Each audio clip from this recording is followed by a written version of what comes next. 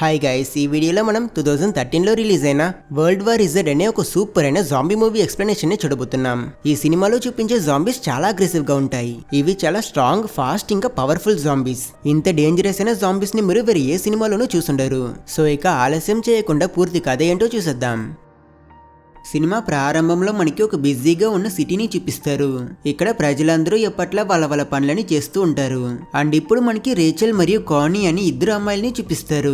ఉదయం ఇయర్లీగా మెలుకున్న వీళ్ళు పరిగెట్టుకుంటూ వీళ్ళ పేరెంట్స్ బెడ్రూమ్ కి వెళ్లి వీళ్ళ తల్లిదండ్రులని ఈ అమ్మాయిలు లేపుతారు. తండ్రి పేరు జెర్రీ అండ్ ఇతనే ఈ సినిమా హీరో.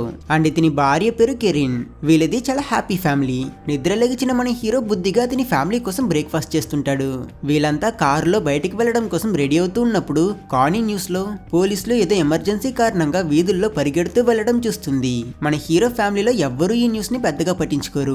వీళ్ళంతా వీళ్ళ కార్ తీసుకుని బయటకు వచ్చేస్తారు. కొద్దిసేపట్లో జెర్రీ వాళ్ళ కార్ ఒక పెద్ద ట్రాఫిక్ జామ్ లో ఇరుక్కుంటుంది. ఈ ట్రాఫిక్ క్లియర్ అవ్వడానికి చాలా సమయం పడుతుందని వీళ్ళు టైం పాస్ చేయడం కోసం కార్ లోనే గేమ్స్ ఆడుతూ ఉంటారు. ఇలా అంత మంచిగా వెళ్తున్నప్పుడే మన హీరో సడన్ గా ఆకాశంలో కొన్ని మిలిటరీ హెలికాప్టర్స్ వెళ్లడం చూసి ఇక్కడ ఏం జరుగుతుందా అని ఆలోచిస్తాడు. అండ్ అదే సమయంలో రోడ్ లో కొంతమంది ప్రజలు వాళ్ళు దీన్ని చూస్తే భయపడినట్టు ఆ స్ట్రక్ అయి ఉన్న కార్స్ మధ్యలో నుంచి స్పీడ్ గా వెళ్తుంటారు. వీళ్ళెందుకు పరిగెడుతున్నారా అని ఆలోచించిన మన హీరో సడన్ గా న్యూస్ లో దేన్నో విని అతను వెంటనే రేడియో సౌండ్ ఎక్కువ చేశాకే వీళ్ళకి తెలుస్తుంది యాక్చువల్లీ తైవాన్ లో ఏదో కొత్త రకమైన రేబీస్ జబ్బు స్ప్రెడ్ అయి ఉన్నదంట. ఇది చాలా డేంజరస్ అండ్ ఆల్రెడీ ఈ ఇన్ఫెక్షన్ 12 దేశాల్లో స్ప్రెడ్ అయినట్టు ఐడెంటిఫై చేశారని రేడియోలో చెప్తుంటారు. అప్పుడు ఒక పోలీస్ ఆఫీసర్ అతని బైక్ లో అటువైపుకు స్పీడ్ గా వెళ్తూ అతను మన హీరో కార్ సైడ్ మిర్రర్ ని బ్రేక్ చేసి ఆగకుండా అక్కడి నుంచి వెళ్లిపోతుంటాడు. దీంతో టెన్షన్ అయిన హీరో సరే అని కామ్ గా బయటకు వచ్చి అతని ఇరిగిపోయిన మిర్రర్ ని తీస్తాడు. ఇలా మన హీరో బయటకు వచ్చినప్పుడే అతనికి సమస్య చాలా పెద్దదని తెలుస్తుంది. అక్కడ చాలా మంది పోలీస్ ఆఫీసర్స్, హెలికాప్టర్స్ ఉంటాయి. జెర్రీకి పక్కనే ఉన్న ఒక టాక్సీ డ్రైవర్ అతనికి సహాయం చేయాలనుకున్నప్పుడు మన హీరో అతని దగ్గర మీకు ఇక్కడ ఏం జరుగుతుందో తెలుసా అని అడుగుతాడు. అయినా ఆ వ్యక్తికి కూడా ఇక్కడ సిచ్యువేషన్ గురించి ఎటువంటి క్లూ ఉండదు. కొంతసేపట్లో వీళ్ళకి కొంచెం దూరంలో ఒక పెద్ద ఎక్స్ప్లోషన్ జరుగుతుంది. దాంతో అక్కడ ఒక పెద్ద గందరగోళమైన సీన్ క్రియేట్ అయి ప్రజలందరూ అటు ఇటు పరిగెడుతుంటారు. ఒక పోలీస్ ఆఫీసర్ ఫాస్ట్ గా మన హీరో దగ్గరకు వచ్చి అతన్ని వెంటనే అతని కార్ లోపలికి వెళ్లి డోర్స్ అన్నిటిని లాక్ చేసుకో, ఎట్టి పరిస్థితుల్లోనూ బయటికి రాకని వాన్ చేస్తాడు. దురదృష్టవశాబ్దం కంట్రోల్ తప్పి స్పీడ్ గా వచ్చిన ఒక ట్రక్ ఈ ఆఫీసర్ ని గుద్ది అతన్ని క్రష్ చేసిస్తుంది. అతనితో పాటు ఆ ట్రక్ అక్కడున్న కార్స్, వెహికల్స్ అన్నిటినీ నాశనం చేస్తుంది. ఇక్కడ జరుగుతున్న వాటన్నిటిని చూసి భయపడిన మన హీరో మరియు అతని ఫ్యామిలీ ఏమవుతుంది, ఎందుకు ఇలా అవుతుందో కూడా అర్థం కాక ముందు ఇక్కడ ఉండడం డేంజర్ అని కార్ లో అక్కడి నుంచి తప్పించుకోవడానికి ప్రయత్నిస్తారు. వేరే కార్స్ లో ఉన్న వాళ్ళందరూ కూడా ఇలానే ఆలోచించి వాళ్ళ కార్స్ ని స్టార్ట్ చేయడం వల్ల మన హీరో ఇలా అయితే అవ్వదని కొంచెం తెలివిగా ఆలోచించి అతను ఆ కంట్రోల్ తప్పిన ట్రక్ వెనకాలే డ్రైవ్ చేస్తూ ఆ ట్రాఫిక్ ని ఫాస్ట్ గా దాటుతూ వెళ్తుంటాడు. ఇప్పుడు మనకు ఆ ట్రక్ డ్రైవర్ ని చూపిస్తే బ్రేక్స్ అసలు పనిచేయక అతను నొక్కి చివరికి ఆ ట్రక్ ని క్రాష్ చేసేస్తాడు. అయినా మన హీరో అతని కార్ ని మాత్రం అప్పుడు సేఫ్ ప్లేస్ ని వెతుకుతూ అతని స్పీడ్ గా డ్రైవ్ చేస్తున్నప్పుడు వెనకాల అతని భార్య వీళ్ళ పిల్లల్ని ఓదార్చుతూ వాళ్ళకి ధైర్యం చెప్తూ ఉంటుంది. భయంలో రేచల్ తన అమ్మ దగ్గరికి వెళ్లాలనుకుంటుంది. మన హీరో జెర్రీ అతని కూతుర్ని అలా చేయొద్దని ఇతను డ్రైవ్ చేస్తూ వెనక్కి తిరిగి వీళ్ళ మధ్య ఇంటర్వ్యూన్ అవుతాడు. కనుక ఈ డిస్ట్రాక్షన్ లో వీళ్ళ కార్ ఒక అంబులెన్స్ తో క్రాష్ అయి ఒక చైన్ రియాక్షన్ వల్ల చాలా కార్స్ డ్యామేజ్ అవుతాయి. మళ్ళీ వీళ్ళంతా అక్కడ స్టక్ అయిపోతారు. ఆలస్యం చేయకుండా అందరూ వాళ్ళ కార్ దిగి పరిగెడతారు. కనుక మన హీరో కూడా వేరే ఆప్షన్ లేక అతని ఫ్యామిలీని కార్ నుంచి బయటికి తెచ్చి అతను కూడా మిగతా వాళ్ళ పరిగెట్టాలనుకుంటాడు. అండ్ అప్పుడే అతనికి తెలుస్తుంది ఇంతసేపుగా ఇక్కడున్న ప్రజలందరూ ఏదో డేంజర్ ని చూసి పరిగెట్టడం లేదు, వీళ్ళలానే వీళ్ళ మధ్య ఉన్న కొందరు హ్యూమన్స్ ని చూసి పరిగెడుతున్నారని. ఇన్ఫెక్ట్ అయిన హ్యూమన్స్ చాలా అగ్రెసివ్ గా మిగతా మనుషులపై దాడి చేస్తుంటారు. సో తైవాన్ లో స్ప్రెడ్ అయిన రేబీస్ జబ్బు చాలా ఫాస్ట్ గా వీళ్ళ ఊరికి కూడా వచ్చేస్తుందన్నమాట. మరి ఇంత ఫాస్ట్ గా స్ప్రెడ్ అవుతుందంటే మనకి అర్థమవుతుంది ఇది చాలా డేంజరస్ అయిన ఒక ఇన్ఫెక్షన్ అని. ఇన్ఫెక్ట్ అయిన వాళ్ళు ఛాన్స్ దొరికేటప్పుడల్లా నార్మల్ పీపుల్ పై జంప్ చేసి వాళ్ళని కొరికి గాయపరుచుతారు. మన హీరో టాక్సీ డ్రైవర్ ఒకతను ఆపదలో ఉండడం చూస్తాడు. ఆ డ్రైవర్ ఇన్ఫెక్ట్ అయిన వారి దగ్గర నుంచి తప్పించుకోవడం కోసం అతని టాక్సీలో వెళ్లి డోర్ లాక్ చేసుకుంటాడు. అయినా ఎటువంటి ఫలితం లేదు. ఒక లేడీ జంబీ చాలా అగ్రెసివ్ గా ఆ వ్యక్తి ఉన్న టాక్సీ విండ్షీల్డ్ ని గుద్ది చివరికి ఆ గ్లాస్ ని బ్రేక్ చేసేస్తుంది. తను అక్కడితో ఆగకుండా ఆ వ్యక్తిపై దాడి చేసి అతన్ని కొరికేస్తుంది. అండ్ కరెక్ట్ గా తను కొరికిన 12 సెకండ్స్ లోనే ఈ ఇన్ఫెక్ట్ అవ్వని టాక్సీ వాడు కూడా ఒక జాంబీగా మారడం చూసి మన హీరో ఆశ్చర్యపోతాడు. సో ఇన్ఫెక్ట్ అయితే జస్ట్ 12 సెకండ్స్ లో ఒక మనిషి పూర్తి జాంబీగా మారిపోతాడని మనం అర్థం చేసుకోవచ్చు. అండ్ ఈ విషయాన్ని చూసిన మన హీరో పరిగెడితే చావు తప్పదని అతను అతని ఫ్యామిలీని తీసుకుని ఒక వ్యాన్ ఎక్కి ఆ వ్యాన్ ని స్టార్ట్ చేసుకుని డ్రైవ్ చేస్తాడు. ఒక జాంబీ విండో ద్వారా జంప్ చేసి వీళ్ళపై అటాక్ చేయడం కోసం వచ్చినప్పుడు జెర్రీ భార్య జాంబీని దాన్ని బయటికి తోస్తుంది. ఇంకో జాంబీ మన హీరో కూర్చుని ఉన్న సైడ్ వైపు నుంచి డోర్ ని పట్టుకుని వేలాడుతున్నప్పుడు అతను ఆ ట్రక్ ని ఒక బస్ తో గుద్దించి ఆ జాంబీని తొలగించుకుంటాడు. కొంతసేపట్లో అయితే అక్కడ ఉన్న చాలా జాంబీస్ మన హీరో వాళ్ళని చేస్తాయి. మన జెర్రీ యాక్సిలరేటర్ నుంచి కాళ్ళు తీయకుండా స్పీడ్ గా డ్రైవ్ చేస్తూ వీళ్ళ సిటీ నుంచి బయటికి వెళ్ళిపోవడానికి ప్రయత్నిస్తాడు. ఇప్పుడు మనకి వీళ్ళున్న సిటీని చూపిస్తే ఆ సిటీ మొత్తం ఎక్కడ చూసినా ఫైర్స్, డిస్ట్రక్షన్స్ అని ఆ జాంబీల వల్ల సిటీ మొత్తం పాడైపోయి ఉంటుంది. వీళ్ళ వ్యాన్ లో చాలా దూరం ట్రావెల్ చేసుకుని వస్తారు. ఆ సిటీని కూడా ఆల్మోస్ట్ దాటేస్తారు. భయంలో రేచల్ కి అస్తమా అటాక్ వచ్చి ఉంటుంది కనుక తన అమ్మ తనకి హెల్ప్ చేయడానికి ప్రయత్నిస్తుంది. అయినా ఇన్హేలర్ లేకుండా తన కండిషన్ నార్మల్ అవ్వదు కనుక మన హీరో ఆ వ్యాన్ ని ఒక చోట్ల పార్క్ చేసి తన కూతుర్ని చెక్ చేసి ఈ ప్రాబ్లమ్ ని ఎలా డీల్ చేయాలా అని ఆలోచిస్తాడు. చివరికి వీళ్ళకి దగ్గరలో ఉన్న ఒక ఫార్మసీకి వెళ్ళడమే కరెక్ట్ ప్లాన్ అని డిసైడ్ అయ్యి జెర్రీ మళ్ళీ ఆ వ్యాన్ ని స్టార్ట్ చేయడానికి ప్రయత్నిస్తాడు. బట్ ఈసారి ఆ వ్యాన్ అంత ఈజీగా స్టార్ట్ అవ్వదు. అప్పుడు మన హీరో భార్య అతనికి ఒక ఫోన్ కాల్ ని ఇస్తుంది. కాల్ చేసింది మన హీరో ఫ్రెండ్ టెర్రీ. అతను మన హీరో దగ్గర అతని కండిషన్ ఏంటో అడిగి తెలుసుకుని నేను ఇప్పుడు ఒక హెలికాప్టర్ లో ఉన్నా, నేను నీకు సహాయం చేస్తా, నిన్ను రెస్క్యూ చేయడం కోసమని ఒక హెలికాప్టర్ ని పంపిస్తా, అండ్ అప్పటి వరకు నువ్వు నీ ఫ్యామిలీతో ఇప్పుడు ఎక్కడున్నావో అక్కడే సేఫ్ గా ఉండని చెప్తాడు. హెలికాప్టర్ రావడానికి కొన్ని గంటల పాటు టైం అవుతుందని టెర్రీ చెప్పడం విన్న మన హీరో ఈలోగా అతని కూతురు రేచల్ కోసం ఇన్హేలర్ కొనడం కోసం అతని ఫ్యామిలీని తీసుకుని వెళ్తాడు. జెర్రీ రేచల్ తో పాటు ఫార్మసీ లోపలికి వెళ్ళినప్పుడు ఇటు పక్క అతని భార్య కానీతో పాటు సూపర్ మార్కెట్ లో ఈ అపోక్లిప్స్ టైంలో యూస్ అవుతుందని ఫుడ్ సప్లైస్ ని వాళ్ళైనంత సేకరిస్తారు. హీరో జెర్రీని ఒక అతను గన్ పాయింట్ లో పట్టుకుంటాడు. కానీ వీళ్ళకి కావాల్సింది కేవలం ఒక ఇన్హేలర్ అని చెప్పడం విన్న అతను సరే అని ఆ ఇన్హేలర్ ని అతనే తీసి వీళ్ళకి ఇచ్చేస్తాడు. అక్కడ నుంచి తిరిగి వచ్చిన జెర్రీ అతని కూతురు కొని భయంలో అరవడం విని కంగారులో ఇతను వాళ్ళ దగ్గరికి వెళ్లి చూస్తే అతని భార్యపై ఎవరో ఇద్దరు స్ట్రేంజర్స్ దాడి చేసి తన దగ్గరున్న ఫుడ్ ని తీసుకోవడానికి ప్రయత్నిస్తుంటారు. ఆ సమయంలో అక్కడే ఒక పోలీస్ ఆఫీసర్ కూడా ఉంటాడు. కానీ అతను వీళ్ళకి హెల్ప్ చేయకుండా గ్రీడీగా అక్కడున్న సప్లైస్ అన్నిటిని తీసుకుంటుంటాడు. మన హీరో ఒక గన్తో స్ట్రేంజర్స్ ని చంపి అతని భార్యని కాపాడుకుంటాడు. ఫుడ్ సప్లైస్ తో ఈ ఫ్యామిలీ బయటకు వచ్చి చూస్తే వీళ్ళు ఏ వ్యాన్ లోనైతే ఇక్కడికి వచ్చారో ఆ వ్యాన్ అక్కడ ఉండదు. జెర్రీ అతని ఫ్రెండ్ టెర్రీకి కాల్ చేసి హెలికాప్టర్ ఎక్కడని అడుగుతాడు. యాక్చువల్లీ టెర్రీ ఒక గవర్నమెంట్ ఏజెంట్. రెస్క్యూ మిషన్స్ ని సేఫ్టీ కోసం నైట్ టైంలో చేయట్లేదు కనుక అతను మన హీరో దగ్గర రేపు ఉదయం వరకు వెయిట్ చేయమని చెప్తాడు. ఆ సమయంలో మన హీరో కొన్ని జాంబీస్ అక్కడ రోడ్ లో కూర్చున్న ఒక హోమ్లెస్ పర్సన్ ని మాత్రం అటాక్ చేయకుండా అతన్ని అవాయిడ్ చేసుకుని మిగతా వాళ్ళపై దాడి చేయడం చూసి ఆశ్చర్యపోతాడు. సో ఈ జాంబీస్ ఎవరిని అటాక్ చేస్తున్నా ఎవరిని అటాక్ చేయట్లేదని వీళ్ళకి తెలియదు. సేఫ్ ప్లేస్ ని వెతుకుతూ జెర్రీ అతని ఫ్యామిలీతో పాటు ఒక బిల్డింగ్ లోపలికి వెళ్తాడు. అక్కడ వీళ్ళలోనే ఒక ఫ్యామిలీ వాళ్ళు ఉంటారు. వాళ్ళు జెర్రీ అతని భార్య పిల్లల్ని వాళ్ళతో పాటు స్టే చేయడానికి ఆలోచిస్తారు. రేడియోలో ఈ జాంబీ వైరస్ గురించి ఎక్స్ప్లెయిన్ చేస్తూ ప్రజలందరినీ చాలా రోజులకి వాళ్ళ ఇళ్లలోనే స్టే చేయమని చెప్తుంటారు. వీళ్ళంతా వీళ్ళ దగ్గర ఉన్న ఫుడ్ ని షేర్ చేసుకుని ఆ రోజు నైట్ అక్కడే నిద్రపోతారు. ఆ మరుసటి రోజు ఉదయం జెర్రీ మెలుకుంటాడు. వీళ్ళు ప్రస్తుతం స్టే చేస్తున్న బిల్డింగ్ రూఫ్ టాప్ కి వీళ్ళు హెలికాప్టర్ ని రమ్మనుంటారు. హీరో ఆ ఇంకో ఫ్యామిలీ దగ్గర ఈ విషయం గురించి చెప్పి వాళ్ళని కూడా తమతో పాటు రమ్మంటారు. జాంబీ ఇన్వేషన్ ఎప్పుడైనా జరగచ్చు. ఇలాంటి అపోక్లిప్స్ టైంలో మనం ఎప్పుడు మూమెంట్ లోనే ఉండాలి. అదే మనకి సేఫ్ అని జెర్రీ చెప్తాడు. అయినా న్యూస్ లో ప్రజలందరినీ ఇంట్లోనే స్టే చేయమని చెప్పడం వల్ల ఈ ఫ్యామిలీ వాళ్ళు ఈ చోటు వదిలి బయటికి వెళ్ళడానికి ఇష్టపడరు. సరే అని వీళ్ళు వాళ్ళకి బాయ్ చెప్పి బయలుదేరుతారు.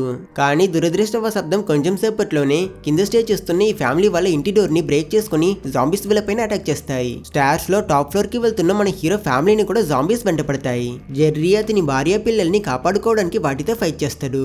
అండ్ ఈ ఫైట్ మధ్యలో ఒక జాంబీ బ్లడ్ మన హీరో నోట్లో పడిపోతుంది. భయంలో రూఫ్ టాప్ కి వచ్చిన అతను వెంటనే ఆ బిల్డింగ్ ఎడ్జ్ లో వెళ్లి నిల్చుని 1 నుంచి 12 వరకు కౌంట్ చేస్తాడు. అతను జాంబీగా ట్రాన్స్ఫార్మ్ అయినట్టు కనిపిస్తే కిందకు దూకే వాళ్ళని జెర్రీ నోట్ చేస్తాడు. కానీ ఆ వైరస్ ఈ విధంలో స్ప్రెడ్ అవ్వదు గల అతనికి ఏమీ కాదు. హీరో భార్య ఫ్లాష్ ని యూజ్ చేసుకుని వీళ్ళని రెస్క్యూ చేసి హెలికాప్టర్ కి సిగ్నల్ ఇస్తుంది. ఆ హెలికాప్టర్ వీళ్ళ బిల్డింగ్ లో ల్యాండ్ అయ్యాక హీరో అతని వైఫ్ మరియు పిల్లల్ని త్వరగా అందులో ఎక్కమని అతను అటువైపు వచ్చే జాంబీస్ ని స్టాప్ చేస్తుంటాడు. కింద ఫ్యామిలీ పైన జాంబీస్ అన్ని అటాక్ చేశాయి కదా, వాళ్ళలో టామీ అని ఒక అబ్బాయి మాత్రం తప్పించుకుంటాడు. అండ్ అతను కూడా సేఫ్ గా రూఫ్ టాప్ కి వచ్చి వీళ్ళ హెలికాప్టర్ లో ఎక్కుతాడు. లోపల ఉన్న ఒక సోల్జర్ మన హీరోకి ప్రాబ్లం ఇస్తున్న జాంబీని షూట్ చేశాక అతను కూడా టైం కి హెలికాప్టర్ లో ఎక్కుతాడు. ఇలా వీళ్ళంతా జస్ట్ మిస్ లో జాంబీస్ దగ్గర నుంచి తప్పించుకుంటారు. తరువాత సోల్జర్స్ వీళ్ళని సముద్రంలో ఉన్న ఒక పెద్ద వార్షిప్ కి తీసుకొస్తారు. సముద్రంలో జాంబీస్ స్విమ్ చేసుకుని రాలేదు కనుక మిలిటరీ వాళ్ళు సర్వైవర్స్ కి ఇలాంటి చోట్ల షెల్టర్ ఇస్తున్నారు. ఇక్కడ ఇంతమంది ప్రజలు ఉన్నప్పటికీ టెర్రీ అతని ఇన్ఫ్లుయెన్స్ తో మన జెర్రీ మరియు అతని ఫ్యామిలీ కోసమని ఒక సెపరేట్ క్యాబినెట్ ని అరేంజ్ చేస్తాడు. అతను మన హీరో దగ్గర ఈ వైరస్ ఇంపాక్ట్ ఎంత ఎక్కువగా ఉందో వాటి గురించి చెప్తాడు. ఆల్రెడీ గవర్నమెంట్ లో పెద్ద పెద్ద పొజిషన్స్ లో ఉన్న ఇంపార్టెంట్ అయిన పర్సన్స్ జాంబీస్ గా మారిపోయారు. ఈ రీజన్ వల్ల మనకి ఈ ప్రాబ్లమ్ ని డీల్ చేయడం మరింత పెద్ద తలనొప్పి అయిపోయింది.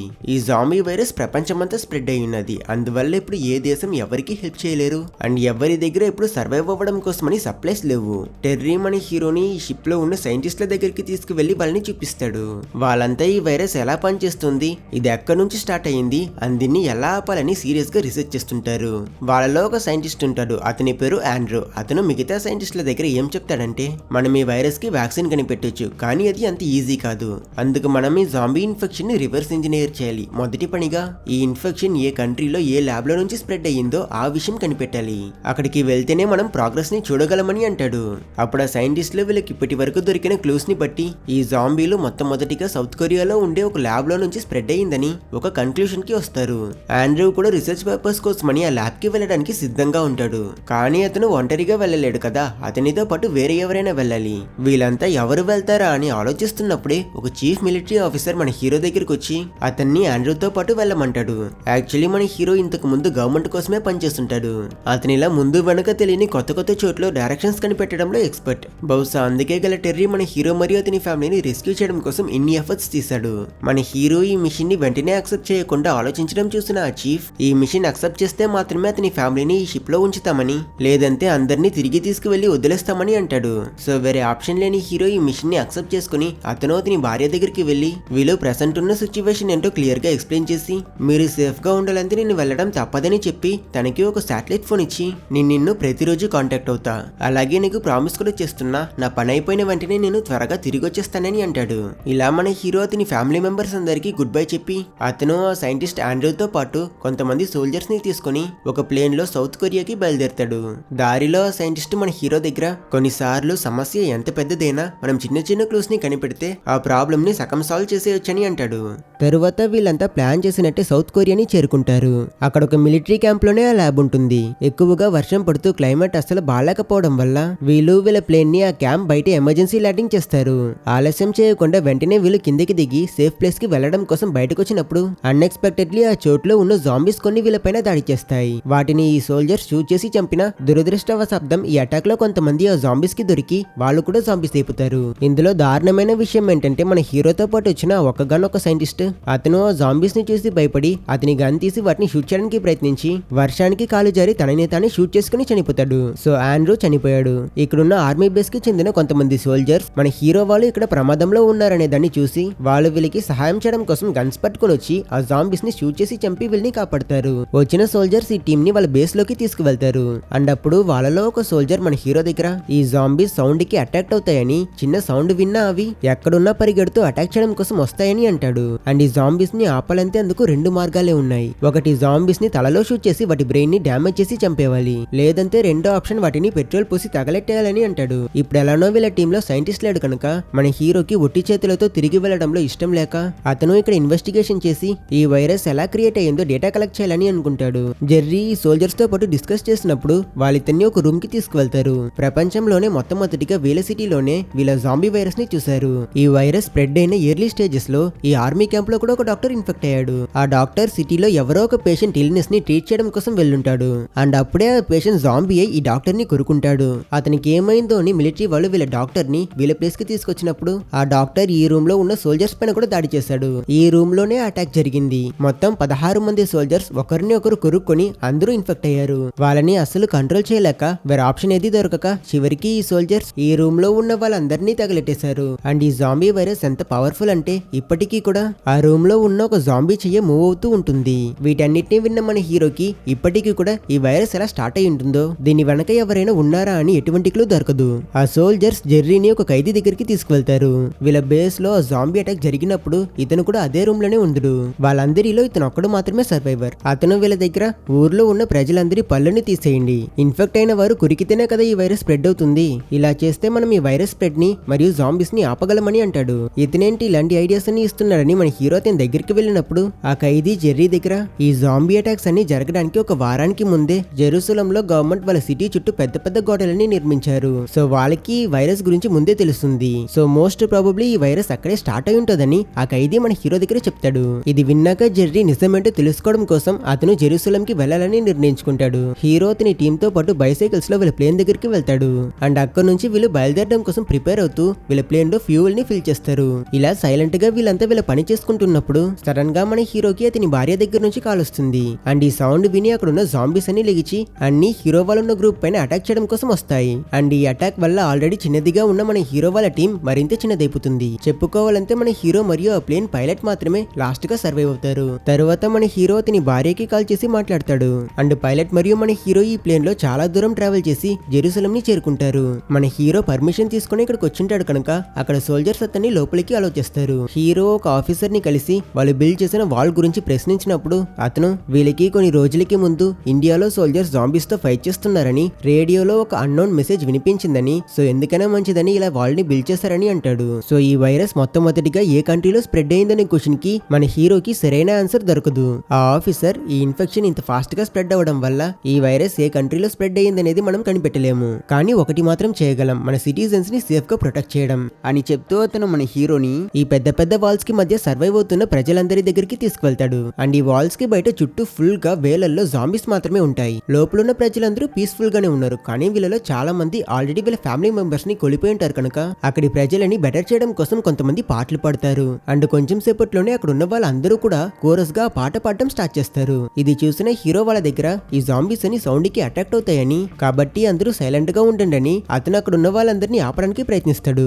అయినా ఎవ్వరూ ఇతని మాటల్ని వినిపించుకోరు. జెర్రీ భయపడినట్టే కొంచెం సేపట్లోనే ఆ జాంబీస్ అని ఈ సౌండ్ కి అట్రాక్ట్ అయ్యి అవన్నీ చాలా అగ్రెసివ్ గా ఒకటి పైన ఒకటి ఎక్కుతూ కొంచెం కొంచెంగా ఆ పెద్ద వాళ్ళని ఎక్కి వీళ్ళున్న సిటీ లోపలికి వచ్చేస్తాయి. అన్ని జాంబీస్ ఒక్కసారిగా రావడం చూసిన సోల్జర్స్ వాటన్నిటిని షూట్ చేస్తూ వాటిని కంట్రోల్ చేయడానికి ప్రయత్నిస్తారు. కానీ ఆ జాంబీస్ అంత ఈజీగా చనిపోవు కదా, అందులోనూ అవి చాలా స్ట్రాంగ్ మరియు ఫాస్ట్ గా ఉండడం వల్ల ఈ సోల్జర్స్ వాటిని అస్సలు ఆపలేకపోతారు. ఆ జాంబీస్ ఇక్కడ ఉన్న ప్రజలందరినీ కూడా కొరకడం వల్ల ఇక్కడ జాంబీస్ సంఖ్య ఫాస్ట్ గా మల్టిప్లై అవుతాయి. ఇలా అక్కడ ప్రజలందరూ వాళ్ళ ప్రాణాలకి భయపడి పరిగెడుతుంటే మన హీరో వాళ్ళలో పర్టికులర్ గా కొంతమందిని మాత్రం ఈ జాంబీస్ అస్సలు టార్గెట్ చేయకపోవడం నోట్ చేస్తాడు. జెర్రీ కొంతమంది సోల్జర్స్ తో పాటు ఎస్కేప్ అవడానికి ప్రయత్నిస్తున్నప్పుడు ఒక లేడీని ఒక జాంబీ కొరికేస్తుంది. వెంటనే మన హీరో ఆలోచించకుండా ఒక కత్తితో ఆమె చేతిని నరికిస్తాడు. అండ్ లక్కీలీ ఈ ఐడియా వర్క్ అయితే జాంబీగా మారదు. వీళ్ళంతా ఒక హెలికాప్టర్ ఎక్కాలనుకుంటారు, కానీ ఆ కాప్టర్ ని జాంబీస్ నాశనం చేసేస్తాయి. సో నెక్స్ట్ ఏం చేయాలని వీళ్ళు ఆలోచిస్తున్నప్పుడు టైంకి ఒక ప్యాసింజర్ ఫ్లైట్ టేక్ ఆఫ్ అవ్వడానికి సిద్ధంగా ఉండడం చూసి వీళ్ళు అందులో ఉన్న పైలట్ కి సిగ్నల్ ఇచ్చి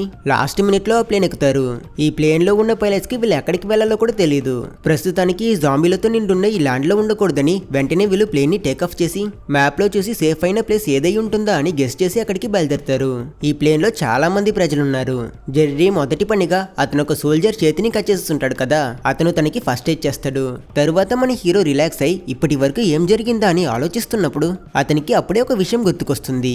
ఈ జాంబీస్ పర్టికులర్ గా కొంతమందిపై అటాక్ చేయడం లేదు కదా, వాళ్ళంతా హోమ్లెస్ పీపుల్. అందులోనూ మోస్ట్ ప్రాబబ్లీ వాళ్ళ మధ్య ఉన్న కామన్ అయిన విషయం ఏంటంటే వాళ్ళు అన్హెల్తీ, క్యాన్సర్ లాంటి క్రానిక్ ఇల్నెస్ కి గురై ఉంటారు. అండ్ ఈ పీస్ ఆఫ్ ఇన్ఫర్మేషన్ వీళ్ళకి చాలా వాల్యుబుల్ కనుక మేబీ ఈ ఐడియాతో ఏదైనా వ్యాక్సిన్ తయారు చేయొచ్చని ఆలోచించి మన హీరో వెంటనే తిని భార్యకి కాల్ చేసి టెర్రీతో పాటు మాట్లాడతాడు. అతను గవర్నమెంట్ సహాయంతో ఈ ప్లేన్ నడుపుతున్న పైలట్స్ దగ్గర వీళ్ళ డెస్టినేషన్ ని చేరుకో ముందు జెర్రీని పక్కనున్న రీసెర్చ్ ఫెసిలిటీలో డ్రాప్ చేయమని ప్లాన్ లో చిన్న చేంజెస్ చేయిస్తారు. సరే అని ఆ పైలట్స్ కూడా ప్లేన్ రూట్ ని రీసెర్చ్ ఫెసిలిటీకి మార్చుతారు. తర్వాత మన హీరో వీటన్నిటి గురించి ఎక్కువగా ఆలోచించడం ఆపి కామ్ గా కూర్చున్నప్పుడు ఒక flight attendant storage room door ని ఓపెన్ చేస్తుంది. అండ్ సడన్ గా అందులో నుంచి ఒక జాంబీ బయటకు వచ్చి అది ఈ లేడీని కొరికేసినట్టు చూపిస్తారు. ఇక్కడ రిలాక్స్డ్ గా కూర్చునున్న మన హీరో మరియు ఆ క్యాబిన్ లో కూర్చునున్న మిగతా వాళ్ళందరికీ వీళ్ళకి పక్క క్యాబిన్ లో నుంచి ఏదో ఒక సౌండ్ వినిపిస్తుంది. ఏంటని వీళ్ళు మెల్లగా కర్టెన్స్ ని తీసి చూస్తే ఆ క్యాబిన్ ఫుల్ గా జాంబీ అటాక్స్ అయి అందులో ఉన్న వాళ్ళందరూ ఆల్రెడీ జాంబీస్ అయిపోయి ఉంటారు. అది చూసి ఇక్కడ ఉన్న వాళ్ళందరూ భయపడతారు. మన హీరో వాళ్ళందరినీ కామ్ చేసి సౌండ్ చేస్తే ఏం జరుగుతుందో మీకే తెలుసు, సో సైలెంట్ గా ఈ దారిని సీల్ చేద్దామని ఇక్కడున్న ప్రజలందరూ లగేజెస్ తో ఆ ప్యాసేజ్ ని బ్లాక్ చేస్తారు. బట్ అన్ఫార్చునేట్లీ వీళ్ళలో ఒక అతను తెలియక తన దగ్గరున్న బ్యాగ్ ని కింద పడేయడం వల్ల ఆ సౌండ్ కి పక్కనున్న జాంబీస్ అన్ని అట్రాక్ట్ అయిపోతాయి. అవన్నీ ఇక్కడున్న ప్రజలపైన అటాక్ చేస్తూ ఇన్ఫెక్షన్ ని స్ప్రెడ్ చేస్తున్నప్పుడు మన హీరో ఇలా అయితే ఏం చేయలేమని ఆలోచించి అతనికి ఒక ఐడియా వచ్చి అతను అక్కడ ఉన్న ఒక సోల్జర్ దగ్గర ఉన్న గ్రెనేడ్ ని తీసి దాన్ని బ్లాస్ట్ చేయించి ప్లేన్ లో ఒక పెద్ద హోల్ వేసిస్తాడు. వీళ్ళ క్యాబినెట్ డీప్రెషరైజ్ అవ్వడం వల్ల ఆ ఫోర్స్ కి లోపల ఉన్న జాంబీస్ అన్ని బయటికి లాగపడి అవన్నీ ఆకాశంలో నుంచి కింద పడిపోతూ ఉంటాయి. మన హీరో సీట్ బెల్ట్ వేసుకుని ప్రెషర్ కి ఎగిరిపోకుండా ప్లేన్ లోనే ఉంటాడు. ఒక జాంబీ ప్లేన్ టర్బైన్ లో చిక్కుకోవడం వల్ల అది డ్యామేజ్ అయిపోతుంది కనుక ఆ ప్లేన్ ని కంట్రోల్ చేయలేని పైలట్స్ దాన్ని తమ వల్ల అయినంత సేఫ్ గా కిందొక చోట్ల క్రాష్ ల్యాండింగ్ చేసి ఆపుతారు. బట్ ఇంపాక్ట్ బలంగా ఉండడం వల్ల ఈ యాక్సిడెంట్ లో కేవలం ఇద్దరు మాత్రమే ప్రాణాలతో తప్పించుకోగలిగారు. ఒకటి మన హీరో జెర్రీ, ఇంకొకటి అతను చెయ్యక చేసిన ఆ సోల్జర్ అమ్మాయి. ఈ యాక్సిడెంట్ లో తనకేమై ఉండదు, కానీ మన హీరోకి కడుపులో ఒక మెటల్ గుచ్చుకోవడం వల్ల అతను ఇంజూర్ అయి ఉంటాడు. దాంతో ఆ అమ్మాయి అతనికి హెల్ప్ చేస్తుంది. వీళ్ళిద్దరూ నడుచుకుని ఆ రీసెర్చ్ ఫెసిలిటీకి వెళ్తారు. స్టేట్స్ ని చేరుకున్నాక ముందుగా వీళ్ళని లోపలున్న సైంటిస్టులు అలో చేయరు. వీళ్ళు 100% ఇన్ఫెక్ట్ అవ్వలేదని కన్ఫర్మ్ చేసుకున్నాకే వీళ్ళ కోసం డోర్స్ ని ఓపెన్ చేస్తారు. మరోపక్క మనకి ఆ వార్షిప్ ని చూపిస్తే అందులో ఉన్న ఆర్మీ వాళ్ళు మన హీరోతోనూ అతను వెళ్లిన ప్లేన్ తోనూ పూర్తిగా కమ్యూనికేషన్స్ ని కోల్పోయి ఉంటారు కనుక ఆ ప్లేన్ క్రాష్ లో అందులో ఉన్న వాళ్ళందరూ చనిపోయారని వీళ్ళు అజ్యూమ్ చేసుకుంటారు. జెర్రీయే లేకపోతే ఇక అతని ఫ్యామిలీతో వీళ్ళకేం పనిని ఆర్మీ వాళ్ళు మన హీరో ఫ్యామిలీ మెంబర్స్ ని షిప్ నుంచి ఎవాక్యువేట్ చేస్తారు. టెర్రీ వాళ్ళందరినీ ఈ షిప్ లోని స్టే చేయించడానికి చాలా ప్రయత్నిస్తాడు, కానీ వాళ్ళు ఇతని మాటల్ని వినరు. చివరికి టెర్రీ హీరో భార్య పిల్లల్ని ఒక హెలికాప్టర్ ఎక్కించి సిటీలో ఉన్న ఒక సేఫ్ అయిన ప్లేస్ కి పంపించేస్తాడు. ఇక్కడ చాలా సమయం తర్వాత మన హీరోకి మెలకువ వస్తుంది. అతని పైన ఈ రీసెర్చ్ ఫెసిలిటీలో ఉన్న డాక్టర్ సర్జరీ చేసి అతన్ని కాపాడుంటారు. అతను నార్మల్ అయ్యాక మొదటి పనిగా మన హీరో అతని భార్యకి కాల్ చేస్తాడు. అతని కాల్ అటెండ్ చేసిన టెర్రీ నువ్వు ఇంకా ప్రాణాలతోనే ఉన్నావా అని అడిగి అతని ఫ్యామిలీని ఒక రిఫ్యూజీ క్యాంప్ కి పంపించున్నారని జరిగిన నిజాన్ని చెప్తాడు. ఇది విని మన హీరో చాలా టెన్షన్ అవుతాడు. కోపంలో ఈ ల్యాబ్ లో ఉన్న వాళ్ళ పైన కూడా అతను గట్టిగా అరుస్తాడు. అప్పుడు అక్కడ ఉన్న ఒక సైంటిస్ట్ మన హీరో దగ్గర నీ బాధ నాకు అర్థమవుతుంది, నాకు కూడా ఒక అందమైన ఫ్యామిలీ ఉన్ను, కానీ వాళ్ళంతా ఎప్పుడో జాంబీస్ అయిపోయారని అంటాడు. సో ప్రతి ఒక్కరికి వాళ్ళ ప్రాబ్లమ్స్ ఉందని రియలైజ్ చేసిన జెర్రీ ప్రస్తుతం అతను ఎందుకు ఇక్కడికి వచ్చాడో ఆ విషయం గురించి అక్కడున్న సైంటిస్ట్లకి ఎక్స్ప్లెయిన్ చేస్తాడు. మన హీరో లాజిక్ ఏంటంటే ఈ జాంబీలో ఆల్రెడీ జబ్బున్న వాళ్ళపైన అటాక్ చేయట్లేదు. సో వాంటెడ్ గా ఇన్ఫెక్ట్ అవ్వని ప్రజలందరికీ క్యూర్ చేయగలిగే ఒక రోగాన్ని ఇస్తే ఆ జాంబీలు డిసీజ్డ్ పర్సన్స్ అందరినీ టార్గెట్ చేయడం ఆపిస్తాయి. ఎందుకంటే యూజువల్ గానే బై నేచర్ ప్రిడేటర్స్ అన్ని డిసీజ్డ్ ప్రే ని అటాక్ చేయవు. ఇలా మొదటగా ప్రపంచంలో అందరూ డిసీజెస్ ని వాళ్ళ శరీరంలో ఇంజెక్ట్ చేసుకున్నాక వీళ్ళు ఆ జాంబీస్ అన్నిటిని అంతం చేయాలి. ఆ తర్వాత మెల్లగా డిసీజెస్ ని క్యూర్ చేసుకోవచ్చని మన హీరో అతని ఐడియాని చెప్తాడు. స్టార్టింగ్ లో ఇతని ఐడియా విని అక్కడ ఉన్న సైంటిస్టులు అందరూ నవ్వుతారు.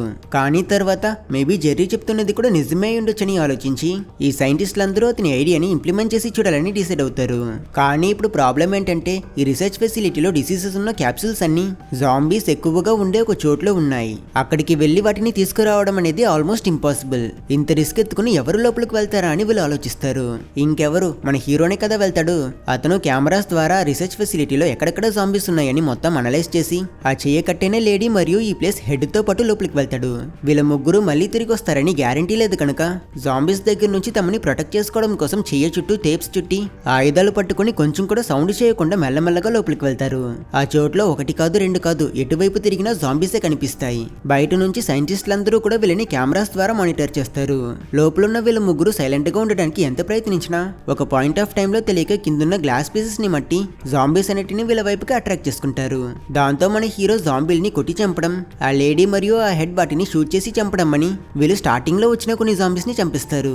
అయినా వీళ్ళ ముగ్గురు ఇలా ఒక చోట్లోనే ఉంటే అది ఆ జాంబీలకి ఈజీ టార్గెట్ అవుతుంది కనుక జెర్రీ వాళ్ళిద్దరి దగ్గర మీరిద్దరూ ఆ జాంబీల్ని కన్ఫ్యూజ్ చేయడం కోసం ఏదైనా డిస్ట్రాక్షన్ ని క్రియేట్ చేసుకుని ఇక్కడ నుంచి తప్పించుకోండి, నేను ఆ డిసీజ్ క్యాప్సూల్స్ ని వెతుక్కుని వెళ్తానని అంటాడు. వాళ్ళు కూడా తమ వల్ల అయినంత ఎఫర్ట్ తో ఆ జాంబీస్ అన్నిటిని వాళ్ళ వైపుకి అట్రాక్ట్ చేసుకుని లాస్ట్ సెకండ్ లో ఇద్దరు పరిగెట్టుకుని ఆ ప్లేస్ నుంచి బయటకు వచ్చి డోర్ లాక్ చేస్తారు.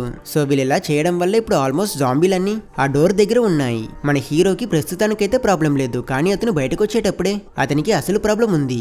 ఆ రీసెర్చ్ ఫెసిలిటీలో ఆ వైరస్ అన్ని ఎక్కడుంటాయో మన హీరో ఆ ప్లేస్ ని కనిపెట్టేస్తాడు. కానీ లోపలికి వెళ్ళాలంటే పాస్వర్డ్ కావాలి. బయట ఉన్న ఈ సైంటిస్టులు ఒక ఫోన్ ద్వారా మన హీరోకి పాస్వర్డ్ చెప్తారు. లోపలికి వెళ్ళిన అతను సేఫ్టీ కోసం ఆ డోర్ ని మళ్ళీ లాక్ చేసుకుని వీళ్ళకి కావాల్సిన ఆ క్యూరబుల్ వైరస్ కోసం వెతుకుతాడు. అక్కడ చాలా క్యాప్సూల్స్ లో ఎన్నో వైరస్ ఉంటాయి. వాటిలో ఏది కరెక్ట్ అయిన వైరస్ ఇతనికి తెలియదు కాబట్టి జెర్రీ అన్ని క్యాప్సూల్స్ ని ఒక బాక్స్ లో వేసి తీసుకువెళ్ళాలనుకుంటాడు. అయినా ఆ సమయంలో అన్ఫార్చునేట్లీ ఒక జాంబీ మన హీరోని చూసి అదే అతనున్న రూమ్ డోర్ దగ్గరకు వచ్చి నిల్చుంటుంది. దీన్ని డిస్ట్రాక్ట్ చేయడానికి ఇప్పుడు ఇక్కడ ఎవ్వరూ లేరు కాబట్టి మన హీరో ఆలోచించి వేరే ఆప్షన్ లేదని ఆ వైరస్ ఉన్న క్యాప్సూల్స్ అన్నిటిని తీసి వాటిని చదివి అందులో ఏది బెస్టో గెస్ చేయడానికి ప్రయత్నిస్తాడు. మన హీరో రాంగ్ వైరస్ ని తీసి ఇంజెక్ట్ చేసుకుంటే అతను చనిపోతాడు. అయినా ఇప్పుడు బయట ఉన్న సైంటిస్టులు కూడా అతనికి హెల్ప్ చేయలేరు. సో అతను బాగా ఆలోచించి ఒక వైరస్ ని సెలెక్ట్ చేసుకుని tell my family I love them అని కెమెరా ద్వారా సైంటిస్టులకి మెసేజ్ చూపించి అతను ఆ వైరస్ ని అతని శరీరంలో ఇంజెక్ట్ చేసుకుంటాడు. తర్వాత మన హీరో ఆ వైరస్ వర్క్ చేయడం కోసమని చాలాసేపు అక్కడే వెయిట్ చేస్తాడు. అతను అటు ఇటు మూవ్ అవుతూ ఆ జాంబీ అతన్ని ఫాలో చేస్తుందా లేదా అని ఆ జాంబీ బిహేవియర్ ని కూడా అబ్జర్వ్ చేస్తాడు. అయినా అతనికేం అర్థం కాకపోయేసరికి చివరికి ఇది చాలని జెర్రీ ఆ రూమ్ డోర్ ని ఓపెన్ చేసిస్తాడు. స్టార్టింగ్ లో జాంబీ అతన్ని ఇగ్నోర్ చేయదు. అది మన హీరో దగ్గరకు వచ్చి అతన్ని స్మెల్ చేసి చూస్తుంది. ఎంతసేపు అయినా అది అతన్ని కొరకదు. అతని ప్లాన్ వర్క్ అయ్యింది. మన హీరో వైరస్ క్యాప్సూల్స్ తో బయటకు వచ్చి ఆ డోర్ ని లాక్ చేసుకుని అతను అక్కడ ఒక పెద్ద సౌండ్ క్రియేట్ చేసి డోర్ దగ్గర ఉన్న జాంబీస్ అన్నిటిని అతని వైపుకు అట్రాక్ట్ చేసుకుంటాడు. ఆ జాంబీస్ అన్నిటి మధ్యలో నుంచి మన హీరో క్యాజువల్ గా నడుచుకుని వస్తాడు. అవి కూడా అతన్ని ఏమీ చేయవు. తర్వాత మన హీరో ఐడియా ప్రకారం ల్యాబ్ లో ఉన్న సైంటిస్టులు ఈ జాంబీస్ దగ్గర నుంచి తప్పించుకోవడం కోసమని ఒక వ్యాక్సిన్ ని తయారు చేస్తారు. జెర్రీ అతని ఫ్యామిలీతో పాటు మళ్ళీ రీయూనైట్ అవుతాడు. అండ్ ఈ రీసెర్చ్ ఫెసిలిటీలో ఉన్న వాళ్ళు ఈ వ్యాక్సిన్ ని మాస్ ప్రొడ్యూస్ చేయించి ప్రపంచమంతా వాటిని డిస్ట్రిబ్యూట్ చేస్తారు. ఈ వ్యాక్సిన్స్ ని వేసుకుని జాంబీస్ కి ఇమ్యూన్ అయిన సోల్జర్స్ ప్రపంచమంతా తిరిగి జాంబీస్ అన్నిటిని వెతికి పట్టి మరి వాటిని చంపేస్తారు. వాటి శవాల్ని కూడా తగలెట్టేస్తారు. ఇలా ఈ భూమి మళ్ళీ జాంబీస్ లేని సేఫ్ ప్లేస్ అయినట్టు చూపించి ఈ మూవీని ఎండ్ చేస్తారు. ఒకవేళ మీకు ఈ వీడియో నచ్చితే లైక్ చేసి మన క్యూరియాసిటీ తెలుగు ఛానల్ ని సబ్స్క్రైబ్ చేసుకోవడం మర్చిపోకండి. అలాగే మీకు వేరే ఏదైనా జాంబీ మూవీ లేదా సిరీస్ కావాలంటే కింద కామెంట్ చేయండి.